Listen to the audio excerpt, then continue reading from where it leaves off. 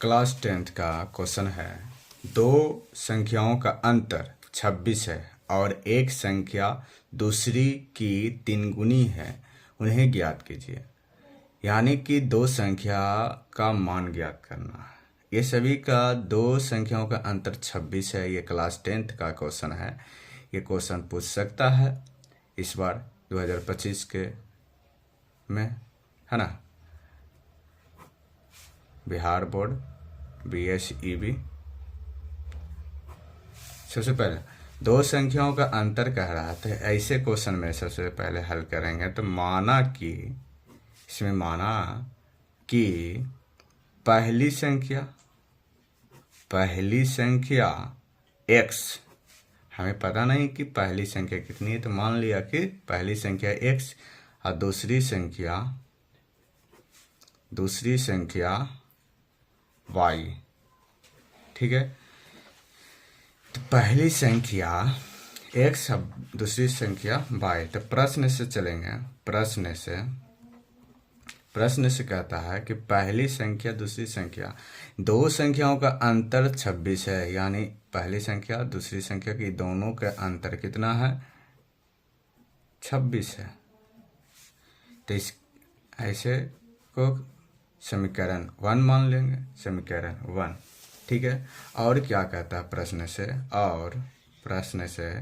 यह कहता है कि एक संख्या दूसरी की 3 गुनी है। यहाँ पर थोड़ा सा बढ़िया से समझिएगा कि एक संख्या दूसरी की 3 गुनी है। एक संख्या यानी पहली संख्या के दूसरी की 3 गुनी, दूसरी की 3 गुनी है।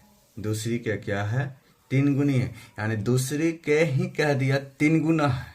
यानी कि पहली संख्या इक्वल दूसरी संख्या के 3 गुना, दूसरी संख्या के 3 गुना है। तो ऐसे समीकरण को पहला इसे मान लेंगे, दूसरा यहाँ पहला समीकरण, यहाँ दूसरी समीकरण। तो समीकरण 1 और 2 से पैटर्न को क्या करेंगे कि समीकरण 2 में अब ऐसे सोचिए कि हल किए होंगे प्रतिस्थापन विधि द्वारा। ठीक है, प्रतिस्थापन विधि यानी कि समीकरण x बराबर 3y दिया हुआ है, तो इस दूसरे समीकरण को हम पहले समीकरण में हम मान को रखेंगे। तो ऐसे लिखेंगे समीकरण 2 को समीकरण 2 को समीकरण 1 में रखने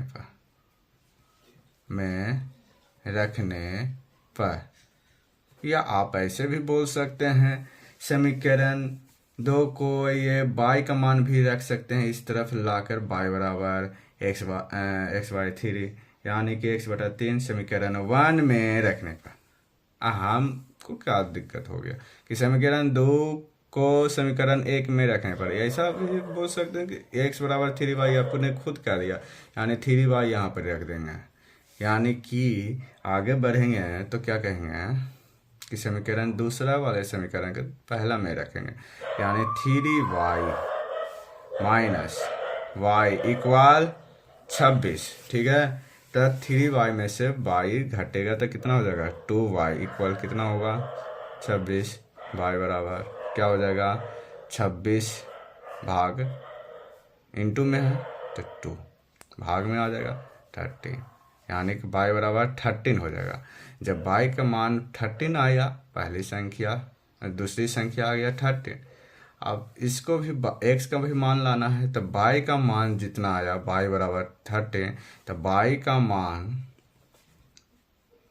समीकरण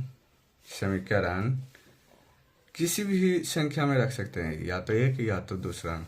तो समीकरण हम 2 में ही रखते हैं, रखने में आसान पड़ेगी क्योंकि यहाँ पर 3y से सिर्फ मल्टीप्लाई करना पड़ जाएगा तो x का मान निकल जाएगा। समीकरण y का मान समीकरण 2 में रखने पर तो क्या हो जाएगा? क्या होगा? x बराबर 3 इंटू 13, यानी 13 3 जा 39, x इक्वल 39 अब y इक्वल 13। ये आपका संख्या अतः संख्याएं पूछ रही है, तो क्या लिख देंगे, अतः संख्याएं पहली संख्याएं 39 तथा दूसरी संख्याएं 13 होगी। समझ में आया ये आंसर।